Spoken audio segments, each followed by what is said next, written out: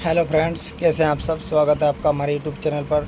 और दोस्तों, आज हमारा जो टॉपिक है वह है संसद के सत्र, सेशन ऑफ पार्लियामेंट। इससे पहले हमने जो संसद की कार्यवाही थी, ठीक है दोस्तों, और 4 तरह के प्रश्न हैं और शून्यकाल, ठीक है दोस्तों, में पढ़ लिए थे और अपलोड भी कर दिया हमने। आप वहाँ प्ले लिस्ट में जाकर देख सकते हैं दोस्तों, ठीक है, या हमारे चैनल पर जाकर आप सर्च करके वैसे भी देख सकते हैं, या वैसे भी आ जाएगी, ठीक है दोस्तों। तो आप वहाँ पर हमारी वीडियो देख सकते हैं। तो आज का जो हमारा टॉपिक है संसद के सत्र, ठीक है। इसके बाद हम प्रस्ताव लाएंगे, जितने भी प्रस्ताव होते हैं, ठीक है दोस्तों। तो चलिए आज का जो टॉपिक है हमारा, इसे देखते हैं, संसद के सत्र, सेशन ऑफ पार्लियामेंट, ठीक है दोस्तों। तो संसद को आपको पता ही है, संसद 3 अंगों से मिलकर बनी है, 3 तत्वों से मिलकर बनी है, 3, ठीक है। तो 3 कौन कौन होते हैं? एक राष्ट्रपति हो गए, लोकसभा हो गया, राज्यसभा, ठीक है दोस्तों। तो इन तीनों से मिलकर संसद तैयार होती है, ठीक है दोस्तों। चलिए अब देखते हैं, संसद समय समय पर विभिन्न सत्रों के लिए एकत्र होती है, ठीक है दोस्तों। अब देखिए, जो संसद है वो विभिन्न सत्रों के लिए एकत्र होती है समय समय पर, ठीक है। और सत्र क्यों बुलाए जाते हैं? क्योंकि कोई भी नियम बनाना हो, कानून बनाना हो, संशोधन करना हो, कोई भी रीति बनानी हो, ठीक है, कुछ भी करना हो, तो क्या करते हैं, समय समय पर विभिन्न सत्रों के लिए एकत्र होना पड़ता है, ठीक है दोस्तों। तो जब सत्रों के लिए एकत्र होना पड़ता है तो उसे क्या बोलते हैं? संसद का सत्र, ठीक है दोस्तों। चलिए देखते हैं, अब शुरू करते हैं। संसद समय समय पर विभिन्न सत्रों के लिए एकत्र होती रहती है, ठीक है दोस्तों। एकत्र होती रहती है संसद समय समय पर, ठीक है दोस्तों, विभिन्न सत्रों के लिए। भारत में साधारणतः वर्ष में 3 बार संसद के सत्र आयोजित होते हैं, ठीक है दोस्तों। अब भारत में कितनी बार होते हैं आयोजित संसद के सत्र? 3 बार, ठीक है। अब कौन कौन से हैं? पहला है बजट सत्र, ठीक है। ये फरवरी से मई के बीच कभी भी होता है, लेकिन ये मोस्टली फरवरी में ही हो जाता है, ठीक है। अब देखिए, जो बजट सत्र होता है वो पहला सत्र होता है साल का, ठीक है दोस्तों। तो पहला ये हो गया संसद का सत्र। दूसरा हो गया मानसून सत्र, ठीक है दोस्तों। ये जुलाई से अगस्त तक, ठीक है, मानसून सत्र। और तीसरा शीतकालीन सत्र, ठीक है, नवंबर से दिसंबर के बीच। तो दोस्तों 3 तरह के सत्र होते हैं, एक बजट सत्र, ठीक है, और दूसरा मानसून सत्र, तीसरा शीतकालीन सत्र, ठीक है दोस्तों। और जो इनके महीने भी तय कर दिए हैं, जैसे बजट सत्र है तो ये फरवरी से मई, ठीक है दोस्तों। फरवरी दूसरा महीना है, मई 5वां महीना है, ठीक है दोस्तों। और ये जुलाई 7, अगस्त 8, ठीक है दोस्तों। और यहाँ पर नवंबर और दिसंबर, ठीक है, नवंबर 11वां और ये 12वां, ठीक है दोस्तों।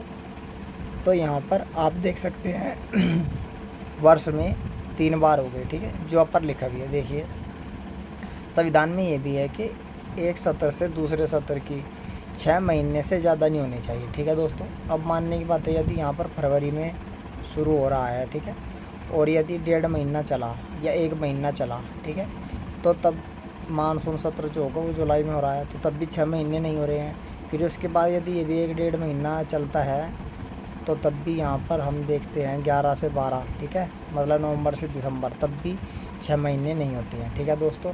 तो मतलब इसकी तो अवहेलना नहीं होती है, भारत में तीनों सत्र चलते हैं, ठीक है दोस्तों। तो चलिए, आपने समझ लिया कि कितने सत्र होते हैं संसद के, ठीक है, ये पहली बात। 3 सत्र होते हैं, वो उनके नाम क्या है और समय भी, महीना कौन कौन सा है, ठीक है दोस्तों। तो चलिए अब आगे देखते हैं। अब आगे है सत्र आहूत करना, ठीक है दोस्तों। अब सत्र को आहूत करना, आहूत का मतलब है सत्र को बुलाना, ठीक है दोस्तों। अब देखिए, सत्र आहूत करना है, बहुत इम्पोर्टेंट है, बहुत आता है प्रश्न में। कई बार आता है कि राष्ट्रपति उसको संसद को आहूत कौन करता है, अधिवेशन को आहूत कौन करता है, सत्र को आहूत कौन करता है, ठीक है दोस्तों। तो इस तरीके से प्रश्न आते हैं बारी बारी। तो चलिए अब इसे देखते हैं। सत्र आहूत करना, संसद का अनुच्छेद 85 क्लोज 1 यह व्यवस्था करता है कि राष्ट्रपति समय समय पर संसद के प्रत्येक सदन को ऐसे समय एवं स्थान पर अधिवेशन के लिए बुलाएगा जिसे वह उचित समझे। ठीक है दोस्तों, देखिए राष्ट्रपति क्या करेगा, समय समय पर संसद के प्रत्येक सदन को 2 ही सदन है, लोकसभा राज्यसभा, ठीक है, उन दोनों में से, ठीक है, ऐसे समय और स्थान पर अधिवेशन के लिए बुलाएगा जिसे वह उचित समझे। ठीक है दोस्तों, मतलब जब भी राष्ट्रपति उचित समझे तभी क्या बुलाएगा, वो सत्र बुलाएगा। ठीक है, क्या का, संसद के प्रत्येक सदन का। ठीक है, और हमने देख लिया सत्र कितने होते हैं, 3 होते हैं साल में। ठीक है, उनकी हमें सीमा अवधि भी देख लिया। ठीक है, अब राष्ट्रपति जब उचित समझे फरवरी में, मार्च में, अप्रैल में, मई में, ठीक है, तो कर लेगा अपने हिसाब से। ठीक है, तो क्या लिख रहा है, जब उचित समझे। ठीक है, चलिए आगे देखते हैं। संसद के 2 सत्रों के मध्य गला खराब हो रहा है थोड़ा। संसद के 2 सत्रों के मध्य किसी भी स्थिति में, ठीक है दोस्तों, अभी हमने बताया भी था ऊपर, संसद के 2 सत्रों के मध्य किसी भी स्थिति में 6 माह से अधिक का अंतराल नहीं होना चाहिए। ठीक है दोस्तों, ये प्रश्न भी काफ़ी पूछा जाता है, खूब आता है प्रश्न भी। ठीक है दोस्तों, तो संसद के जो 2 सत्र होते हैं उनके मध्य 6 महीने से ज़्यादा समय नहीं होना चाहिए। ठीक है दोस्तों, अगला देखिए, संसद का सत्र राष्ट्रपति तभी बुलाता है। ठीक है दोस्तों, संसद का सत्र राष्ट्रपति तभी बुलाता है जब प्रधानमंत्री या कैबिनेट उसे संबंधित अपनी सलाह दे। ठीक है दोस्तों, मतलब के कहने का यही है कि जब प्रधानमंत्री या कैबिनेट या मंत्रिपरिषद उसे सलाह देता है कि अब सत्र बुला लिया जाए। ठीक है दोस्तों, तो राष्ट्रपति क्या करते हैं, तभी सत्र बुलाते हैं। ठीक है दोस्तों, क्योंकि जो अनुच्छेद 74 है उसमें है कि सलाह, ठीक है, सलाह के लिए कौन होगी, राष्ट्रपति के लिए मंत्रिपरिषद। ठीक है दोस्तों, चलिए आगे देखते हैं, आगे पढ़ेंगे हम। नोट देखिए, संसद के सत्र का तात्पर्य प्रथम बैठक से सत्रावसन के बीच की अवधि से है। ठीक है दोस्तों, देखिए संसद के सत्र का मतलब क्या है, जो संसद की प्रथम बैठक है। ठीक है दोस्तों, और सत्रावसन के बीच की अवधि से है। ठीक है, मतलब कि जब भी इसकी पहली बैठक होगी, ठीक है, पहली बैठक, प्रथम बैठक हमने बताया भी था, फर्स्ट मीटिंग। ठीक है दोस्तों, फर्स्ट मीटिंग से, और सत्रावसन का मतलब है जब सत्र खत्म हो जाएगा। ठीक है, उसके बीच की अवधि को बोलते हैं सत्र। ठीक है दोस्तों, यदि लोकसभा के मामले में सत्रावसन के लिए नियत तिथि से पहले ही राष्ट्रपति द्वारा लोकसभा विघटित कर दी जाती है तो विघटन की तिथि तक की अवधि को ही संसद का सत्र कहा जाएगा। ठीक है दोस्तों, देखिए यदि लोकसभा के मामले में है ये बात, राज्यसभा क्योंकि कभी भी विघटित नहीं होती है, ठीक है, तो उसमें तो ले ही ना, तो राज्यसभा के संबंध में है कि लोकसभा के मामले में सत्रावसन के लिए नियत तिथि से, मतलब कोई भी तिथि निर्धारित की हो, ठीक है, उस तिथि से पहले राष्ट्रपति क्या करेगा, लोकसभा को यदि विघटित कर दे तो विघटित तिथि, जिस दिन विघटित तिथि होगी उस दिन क्या मान लिया जाएगा, संसद का सत्र कहा जाएगा। ठीक है दोस्तों, चलिए समझ गए होंगे आप। चलिए अब आगे देखते हैं। आगे है दोस्तों राष्ट्रपति का अभिभाषण। ठीक है दोस्तों, प्रेसिडेंट्स एड्रेस। ठीक है, तो राष्ट्रपति का अभिभाषण कब होता है, तो राष्ट्रपति का अभिभाषण होता है वर्ष के शुरू में, और जब भी लोकसभा का गठन होता है तब। ठीक है दोस्तों, चलिए देखते हैं इसके भी बारे में। और जो लोकसभा का अभिभाषण होता है ऐसा कौन तैयार करता है, मंत्रिपरिषद। ठीक है, चलिए देखते हैं। लोकसभा के चुनाव के पश्चात, देखिए दोस्तों, लोकसभा के चुनाव के पश्चात पहले सत्र की शुरुआत पर, ठीक है दोस्तों, जब भी लोकसभा के चुनाव होंगे और उसके बाद पहले सत्र की जब शुरुआत होगी तब भाषण देंगे। ठीक है, तब क्या देंगे, राष्ट्रपति अभिभाषण देंगे।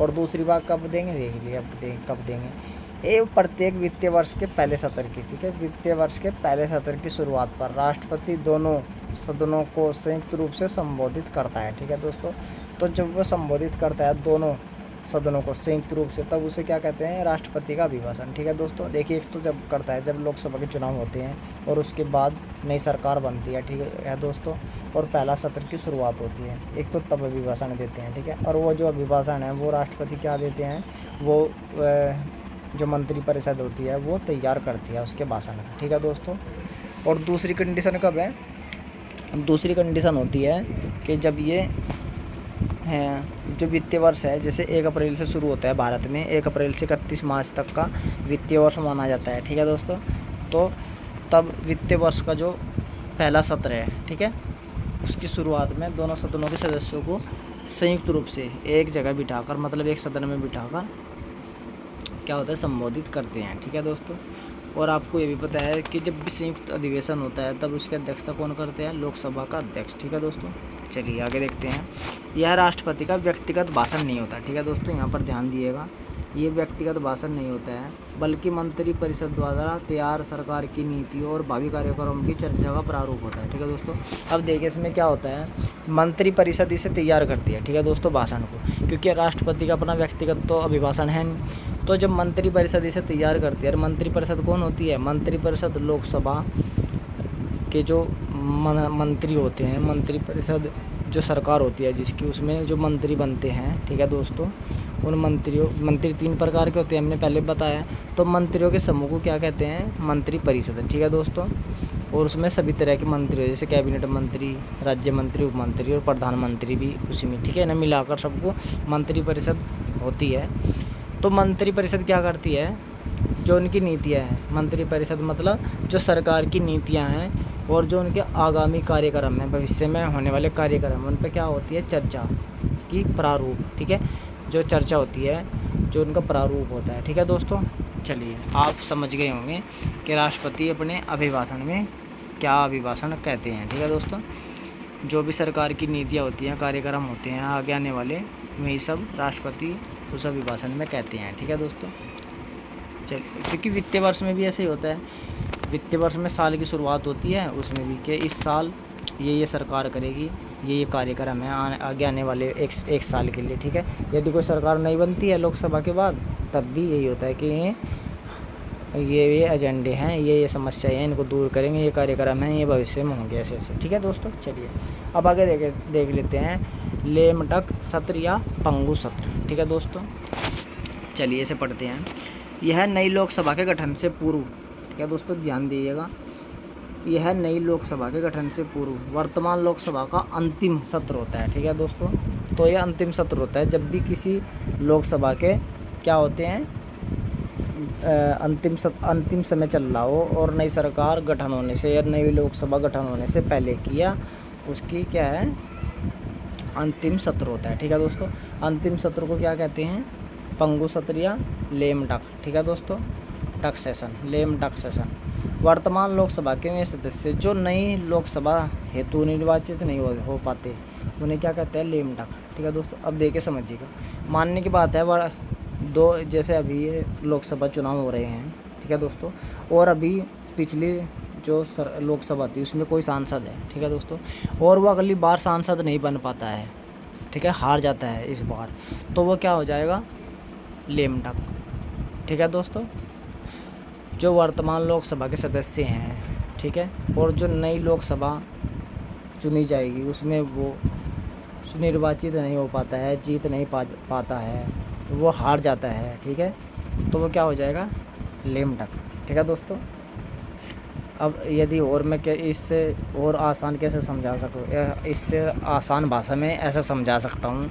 मानने की बात है कि अभी जैसे चुनाव हो रहे हैं, 2019 में चुनाव हुए थे लोकसभा के, 2019 में यदि कोई सांसद जीत गया, ठीक है, क्योंकि मैं नाम तो यहाँ नहीं लूँगा, ठीक है, तो यदि कोई जीतता है 2019 में और अब 2024 में चुनाव हो रहे हैं, ठीक है, वो 2019 में जीता, 5 साल रहा वो सांसद, उसके बाद अब 2024 में वो हार जाता है दोस्तों। ठीक है, वो हार जाता है 2024 के लोकसभा चुनाव में, अभी जो चल भी रहे हैं, अभी जो रिजल्ट भी आने वाला है, तो दोस्तों उसमें क्या होता है, वो जो हार जाता है उसे बोलते हैं लेम डक।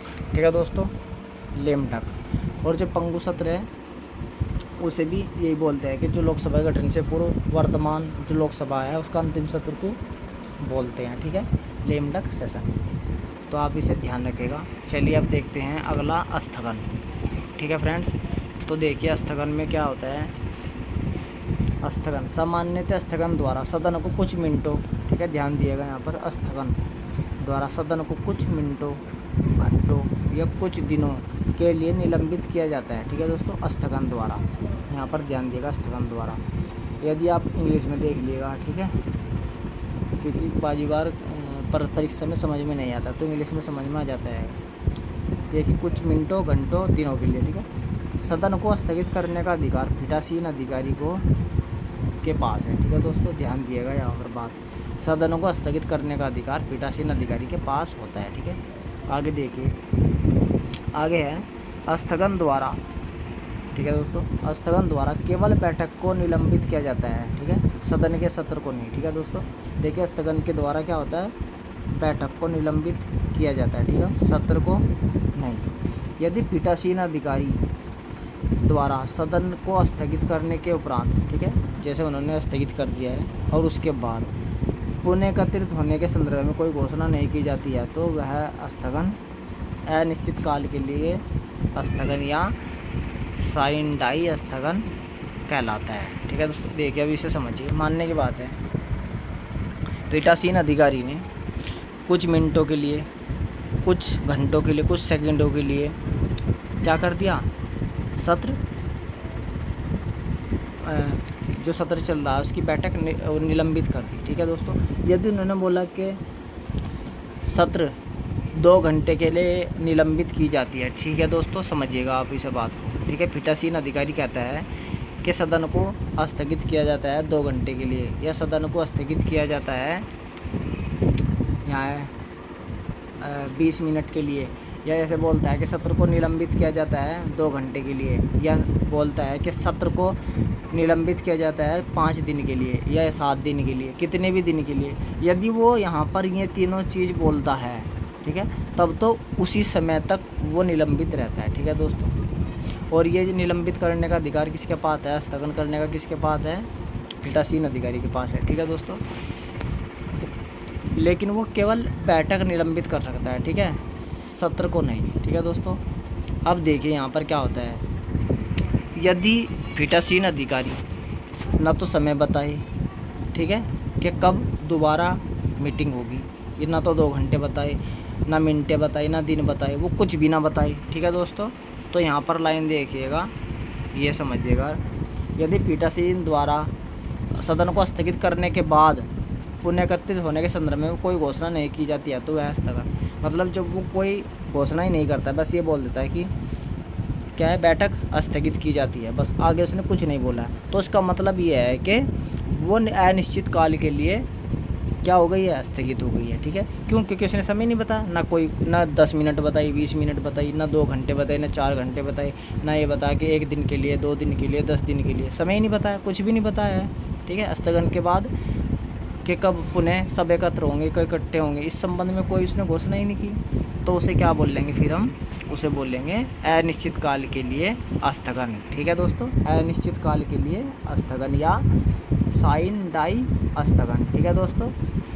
अब देखिए ये कहलाता है, साइन डाई स्थगन कहलाता है, ठीक है, ये समझ में आ गया होगा अनिश्चित काल के लिए स्थगन कब होता है, ठीक है दोस्तों।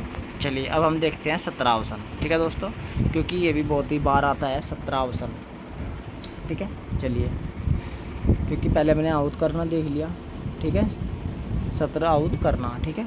अब देखिए सत्र आउट करना और सत्रावसन करना, ये दोनों कौन करते हैं, राष्ट्रपति करते हैं। और जब सत्र चला हुआ होता है उसमें मीटिंग हुए होती है, मीटिंग को स्थगित कौन करता है, पीठासीन अधिकारी, ठीक है। चलिए अब आगे देखते हैं सत्रावसन।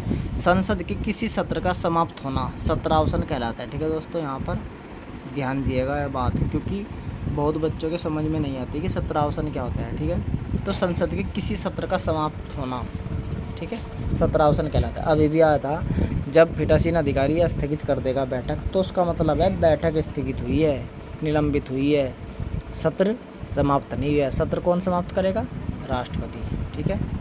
देखिए आगे, देखिए अगली लाइन में, सत्रावसन राष्ट्रपति द्वारा घोषित किया जाता है, पीठासीन अधिकारी द्वारा नहीं, ठीक है दोस्तों। यहाँ पर ये ध्यान रखना बात। तो सत्रावसन कौन करेगा, राष्ट्रपति करेगा। सत्र आउट कौन करेगा, आउट करना को आउट कौन करेगा, राष्ट्रपति करेगा, ठीक है दोस्तों। तो ये आप टर्म समझिए यहाँ पर, ठीक है दोस्तों। आगे देखिए, साइन डाई स्थगन के संबंध के कुछ समय पश्चात राष्ट्रपति सत्रावसन की सूचना जारी करता है, ठीक है दोस्तों। देखिए साइन डाई स्थगन, साइन डाई स्थगन क्या है, साइन डाई स्थगन यह है कि जब पीठासीन अधिकारी ये नहीं बताते हैं कि पुनः कब दोबारा इकट्ठा होना है, मीटिंग कब होगी, ठीक है, सत्र कब चलेगा, तब ये स्थगित कर देता है, लेकिन ये आगे कुछ नहीं बताता है, ठीक है दोस्तों। तो उस कंडीशन में उसके कुछ समय पश्चात राष्ट्रपति क्या कर देता है, सत्रावसन की सूचना जारी करता है। ठीक है दोस्तों, यहाँ पर ध्यान दिएगा। चलिए अब आगे देखते हैं, समझ में आ गया होगा उम्मीद है। 17 भी 17 मतलब सत्र का समाप्त होना। और 17 के बाद देखेंगे विघटन। ठीक है दोस्तों, विघटन।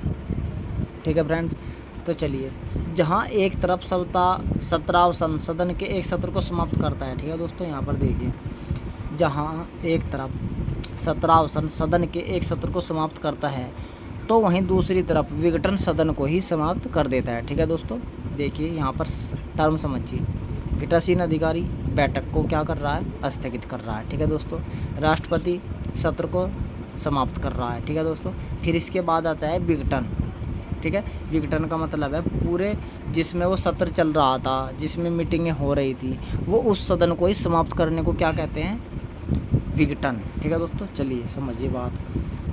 ऐसे है जैसे ये हो गई मीटिंग, ये स्थगित कर दी मीटिंग पीठासीन ने। ठीक है, अब इसके बाद है ये सत्र है। ठीक है दोस्तों, ये राष्ट्रपति ने समाप्त कर दिया। इसके बाद है फिर विघटन, ये पूरी यह लोकसभा का विघटन कर दिया, क्योंकि राज्यसभा तो अस्थायी सदस्य, उसका विघटन होगा ही नहीं। ठीक है, तो लोकसभा का विघटन हो जाता है, ये समझिए।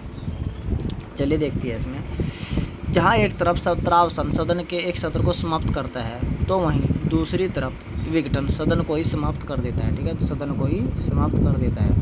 एक अस्थायी सदन होने के नाते राज्यसभा का विघटन नहीं हो सकता। ठीक है दोस्तों, केवल लोकसभा का विघटन हो सकता है। ठीक है, तो आप ये ध्यान रखिए, क्योंकि राज्यसभा एक अस्थायी सदन है। ठीक है दोस्तों, चलिए आगे देखते हैं। भारतीय संविधान का अनुच्छेद 85(2) है, राष्ट्रपति को यह शक्ति देता है कि वह समय समय पर लोकसभा का विघटन कर सकेगा। ठीक है, तो विघटन कौन करेगा, राष्ट्रपति करेगा।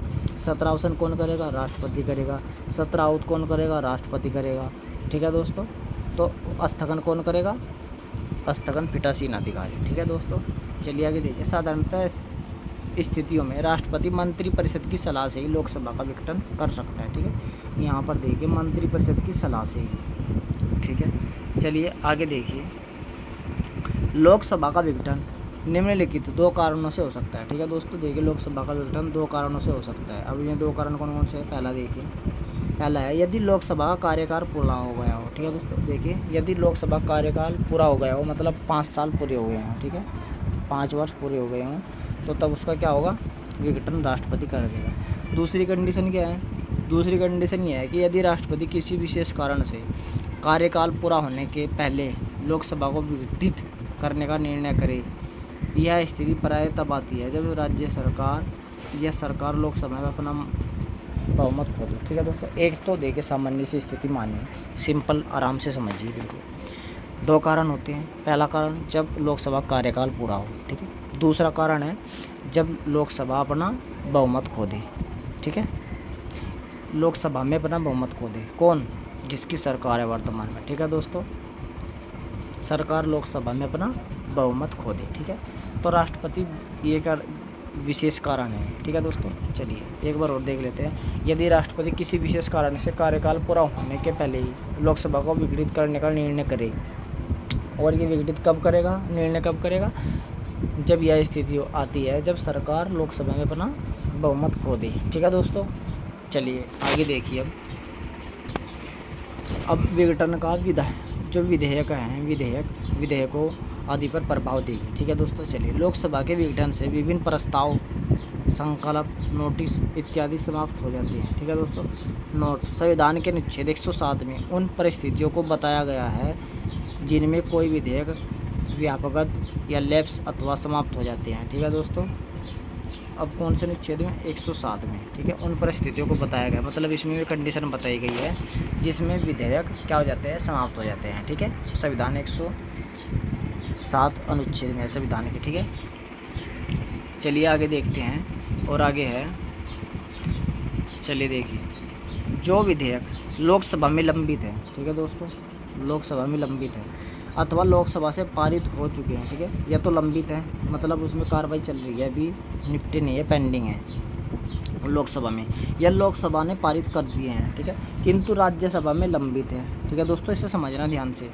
ऐसे सारे विधेयक लोकसभा के विघटन से समाप्त हो जाते हैं। ठीक है दोस्तों, ऐसे सारे विधेयक लोकसभा के विघटन से समाप्त हो जाते हैं। ठीक है दोस्तों, देखिए समझिए एक बार और दोबारा। जो विधेयक लोकसभा में लंबित है, ठीक है, लोकसभा है, कोई विधेयक है वो अभी लोकसभा में पेंडिंग पड़ा है, ठीक है, पहली कंडीशन, या लोकसभा ने वो पास कर दिया है, ठीक है दोस्तों, किंतु राज्यसभा में लंबित है, ठीक है। अब देखिए लोकसभा ने वो पास कर दिया, लोकसभा ने पास करके राज्यसभा में भेज दिया है, ठीक है दोस्तों।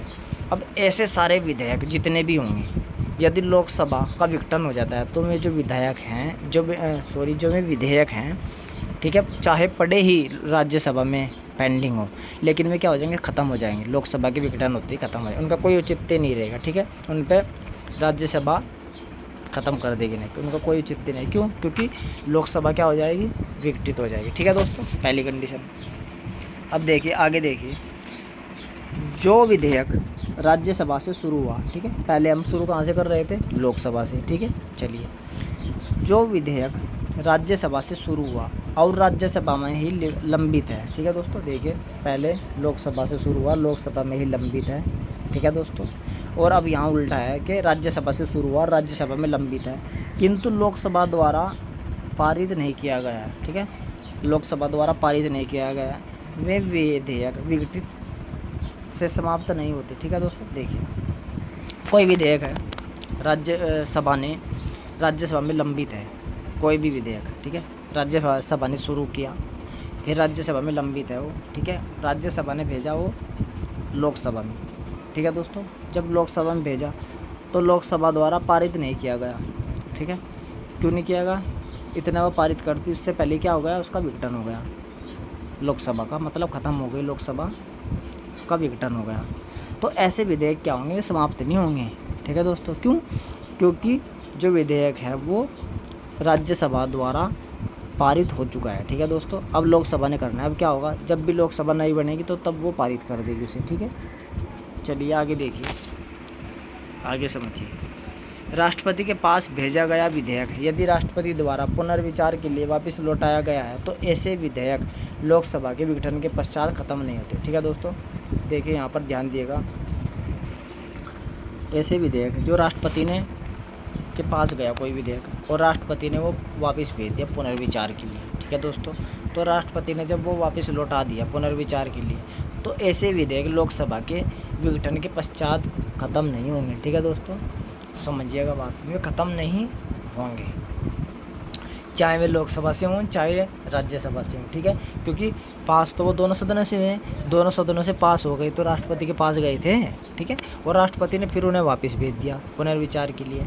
अब जब वे पुनर्विचार के लिए भेजे जाएंगे, ठीक है, अब मानने की बात है लोकसभा विघटन हो गया तो वे जो विधेयक है ख़त्म नहीं होंगे, ठीक है दोस्तों, ये ध्यान रखना आपको।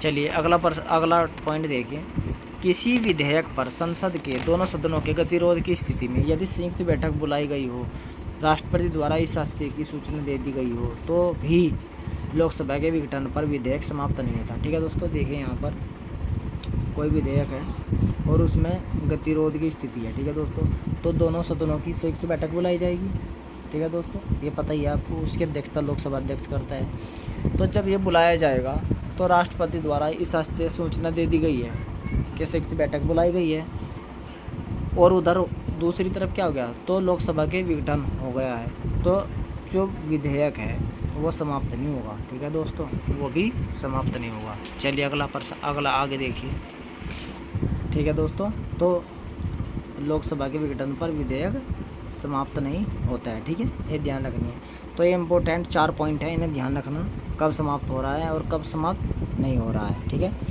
एक ही कंडीशन में समाप्त होगा, सिर्फ जब लोकसभा में कोई लंबित होगा और लोकसभा से पारित हो चुका होगा, ठीक है, और राज्यसभा में लंबित होगा, तभी वो विधेयक लोकसभा के विघटित होने पर समाप्त हो जाता है, ठीक है। बाकी 3 कंडीशन में वो समाप्त नहीं होगा कोई भी विधेयक, ठीक है, ध्यान रखना बस आप ही, जब भी लोकसभा से शुरू होगा।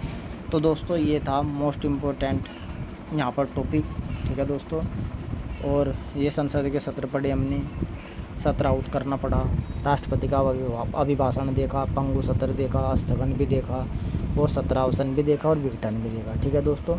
और विघटन में उसके बाद जो विधेयक हैं जब विघटन होता है उस पर विधेयकों पर क्या प्रभाव पड़ता है ये भी हमने देखा, ठीक है दोस्तों। तो आज इस क्लास में इतना ही, फिर मिलेंगे हम अगली क्लास में, और अगला जो हमारा टॉपिक होगा वो संसद की कार्यवाही पर होगा। सॉरी संसद की कार्रवाई हमने देख ली है। जो संसद के जो प्रस्ताव होते हैं दोस्तों, वो संकल्प होते हैं, इन पर हम चर्चा करेंगे, ठीक है। और जैसे विश्वास प्रस्ताव, अविश्वास प्रस्ताव, निंदा प्रस्ताव, धन्यवाद प्रस्ताव, स्थगन प्रस्ताव, ध्यानाकर्षण प्रस्ताव, विशेषाधिकार प्रस्ताव, समापन प्रस्ताव, कटौती प्रस्ताव, अनियत दिन वाले प्रस्ताव, औचित्य प्रश्न, नियम 377 विशेष उल्लेख भी है राज्यसभा में। तो इस तरीके से जितने भी प्रस्ताव है सब हम देखेंगे बारी बारी से, ठीक है दोस्तों। तो चलिए आज इस वीडियो में इतना ही, फिर मिलते हैं, धन्यवाद।